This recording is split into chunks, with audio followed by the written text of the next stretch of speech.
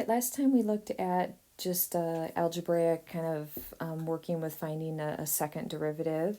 And this time we're going to look at an application involving a first and second derivative. So one thing we should remember, we did an example or so from 2.1, and we looked at how if you have an original function that describes either rectilinear motion, I think that might have been the example we did, motion in a line, or if you have a height function, so an object thrown into the air, let's say, that how fast a distance or a height, which we generically refer to as position changes, how fast your distance or height changes with respect to time is your velocity. And the absolute value of velocity is basically speed when we think about that. All right, so as we take a look at just kind of thinking then about what the rate of change of velocity is. So first of all, let's first just kind of fill this in. Our first derivative then is equal to v of t, and so this is going to be our velocity function. Okay, so this is, well, maybe I'll even squeeze in here actually. Let's first call that a s prime. So this is the first derivative, so the derivative of position is equal to v of t, and in words, that is your velocity function. Now if you think about how fast velocity or how fast your speed changes, so if I said to you you're driving in your car, your current speed is 23 miles per hour and you're speeding up, like what's another way to describe, or you're slowing down.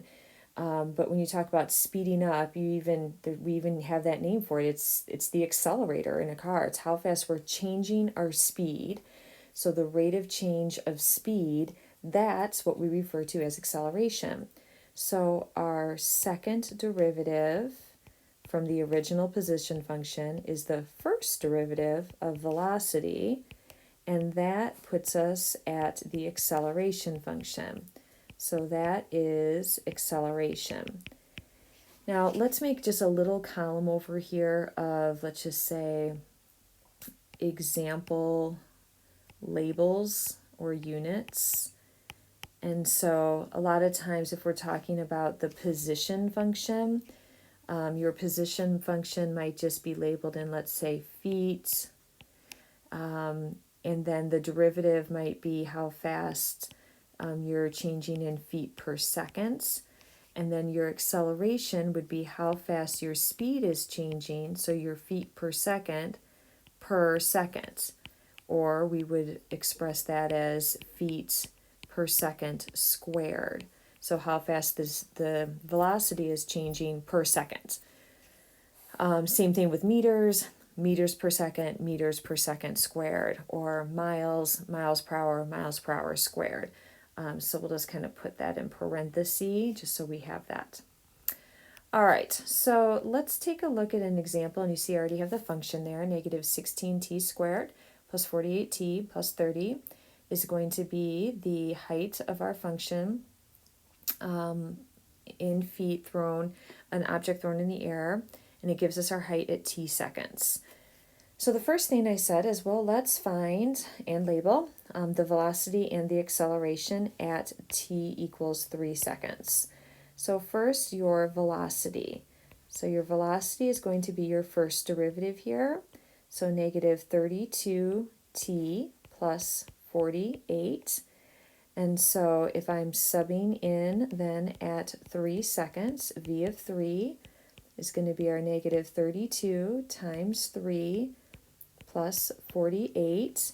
And so that's going to be our negative 96 plus 48. And so that's going to be negative 48 feet per second. So that would be our velocity at 3 seconds. Okay, now suppose we go on and we find our acceleration.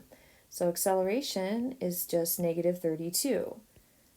Well, that means acceleration at any point in this problem at 3 seconds, there's no place to even sub in a variable. It's still just negative 32. This is a constant for its acceleration. So again, negative 32 feet per second, or of course you could say that as feet per second squared. So that is our acceleration, anytime, but at 3 seconds. So the question is the object rising or falling at 3 seconds? Well, when you see that your rate of change of the position or the rate of change of height, meaning the velocity is negative, that is going to tell you that your object is falling. So because you have a negative in your velocity, so negative 48 feet per second, this tells you that the object is falling because of that negative velocity. However, we have to be a little bit careful here when we move into trying to decide if we're speeding up or slowing down. Here, because both the velocity and the acceleration are negative, so because both the velocity and the acceleration are negative, this actually means we are slowing down at 3 seconds. So it means we're actually speeding up. I was making such a big deal about it, and then I circled the wrong thing, or highlighted the wrong thing.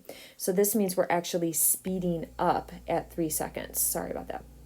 So we are speeding up. So if you think about it, the negative in the 48 feet per second is telling you you're on your way down. And then kind of at that instant, you're gaining another negative 32 feet per second each second. So if you add up two negatives, like add up those two velocities, like negative 48 plus another negative 32, now you're going like negative 80 feet per second. Like you're speeding up. Your speed is getting greater because you're adding two negative velocities, so you actually have a greater speed at that point. So for the velocity, you can look exclusively at the fact that to determine that it's falling, you can look exclusively at the fact that the velocity at 3 seconds was negative, that it was less than 0. But when you get into deciding if you're speeding up or slowing down, you have to look at both of those. So because the velocity is negative and the acceleration is negative, that actually means we're speeding up. And in a situation, if it's just an object thrown into the air and it's on its way back down, if you think about it logically, that object is gaining speed as it's, getting closer to the ground. Okay, when does the object reach its maximum height? So what I want us to start to think about is the graph of this function, which I have already graphed in my graphing calculator. So I'm going to pull that up, I think. We'll see if I can do this effectively here. Boom. Awesome. Okay. So I've already put that into my y equals here. And I did take a little time to experiment with the window. I wanted to make sure I actually got up to the point of the max height. So you can see my window is from -1 to 5 in the x's and -10 to 70 if you hit window on that, and then we graph it. And so here's a decent, I fit the whole graph on my viewing window.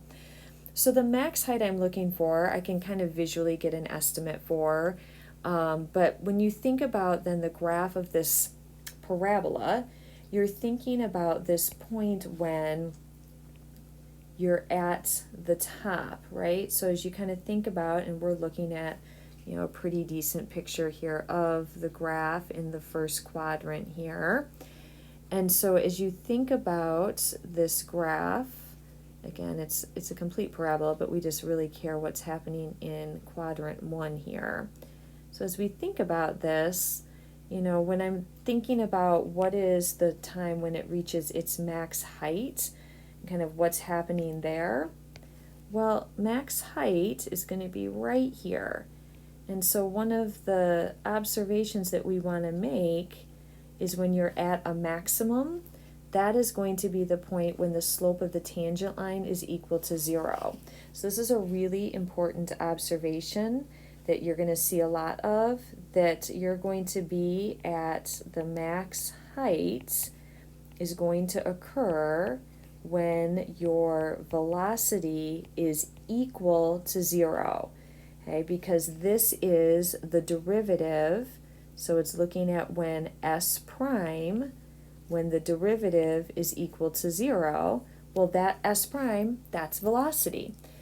You can also think about that that's the instant when you're neither rising nor falling at that instant. So rising means the velocity is positive, it's on the way up.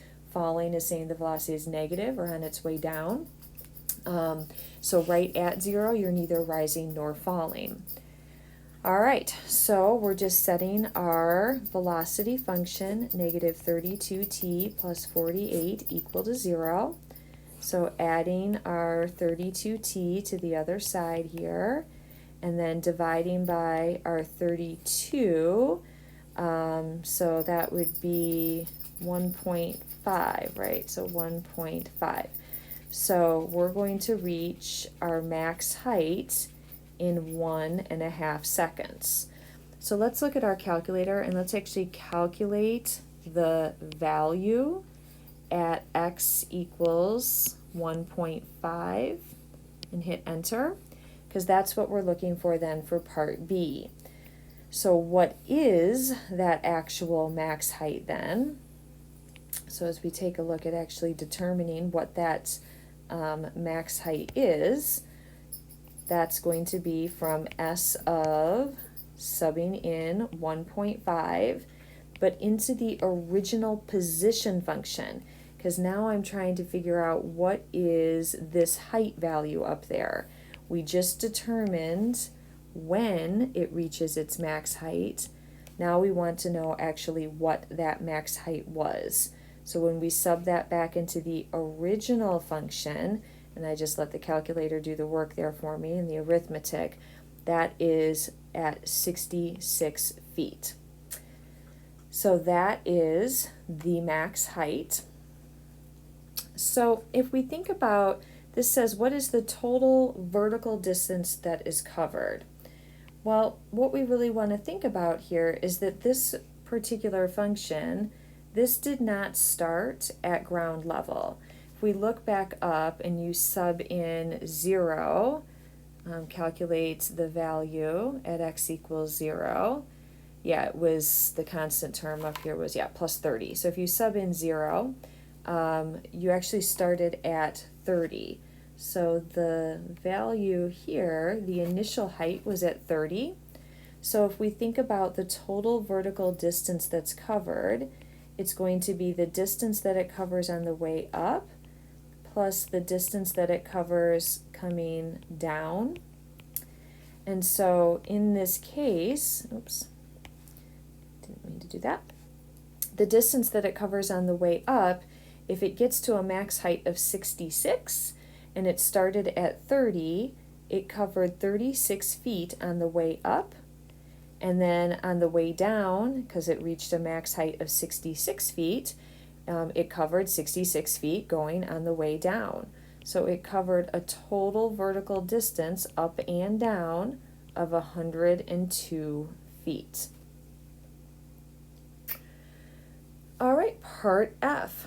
Find the velocity when it hits the ground. Oh, the other thing I wanted to show you too on the graphing calculator, I was just looking back up here. If you wanted to verify and find, you can, let's go into calculate, so second trace, and you can find the value of the derivative, number 6. So you can find the value of the derivative and then just type in at what number, in this case at 1.5, and hit enter. And you'll see on your calculator, my display looks slightly different than yours. The interface and the steps are the same, but dy dx is equal to 0, if you see that in that second row there. So just that's another way to verify that what we found was accurate up in part C. Okay, last piece then is finding what is the velocity when the object hits the ground. So the first thing I have to figure out is when does the object actually hit the ground. So we're looking for right here, trying to figure out, put a little asterisk right there. When the object hits the ground is going to be at that x-intercept, or that 0. So when the object hits the ground is going to be when the initial function, the height function, the original function, when the height is equal to 0. So if we go back up, the original function up here was our negative 16t squared plus 48t plus 30 equal to 0. And I don't know if this is going to factor or not. I'm just going to say let's just do it with quadratic formula in our calculator. I'm going to show you a way that I sometimes like to do my quadratic formula. You can also just use the 0 feature on your graph here as well, but I do want you to make sure you can effectively do quadratic formula in general. So here's what I often do. I store the a, b, and c in for a, b, and c. So a is negative 16, so I do negative 16, and I hit the store button, which is off to the left in between the 1 and a 4. I'm going to store that into alpha a, enter. I'm going to take 48 and store that into alpha b, enter. And then I'm going to put 30 and store that into alpha c. And then I'm just going to open a parenthesis, and I'm going to type in quadratic formula. So open parenthesis in the numerator, negative alpha b plus my square root, so second radical, and then alpha b squared minus 4 alpha a alpha c, and then close parenthesis. Oops, I actually don't need that one. I just delete that one value. Yeah. All right, and then now divided by, and open parenthesis on the denominator, I do need that, divided by 2 alpha a, 2a. Oops, what did I just hit? It wasn't a. Alpha a. So there's one part of my quadratic formula. A negative answer does not make any sense, so I'm going to hit second entry. If you hit second enter, that's going to call up that whole previous entry. I'm just going to arrow over here before the radical and change that plus into a minus. And so with quadratic formula, I'm able to get that t is approximately, and a lot of times with application problems, they will often prompt you to go to decimals. So about 3.531 seconds. And so now we would want to go back to our velocity function and actually evaluate then v of this 3.531 seconds to figure out the velocity when it hits the ground. So it hits the ground in 5.31 seconds. We sub that into our velocity function. And so that would be negative 32 times, let's say, second answer on that, and then plus 48. And we end up with the velocity. It makes sense that it's negative because the object is going down at that point. So our velocity is approximately negative 64.992. And again, the label there, feet per second. So that's a good sequence of questions there, pretty common type of series of questions that you'll be asked in terms of an application problem here.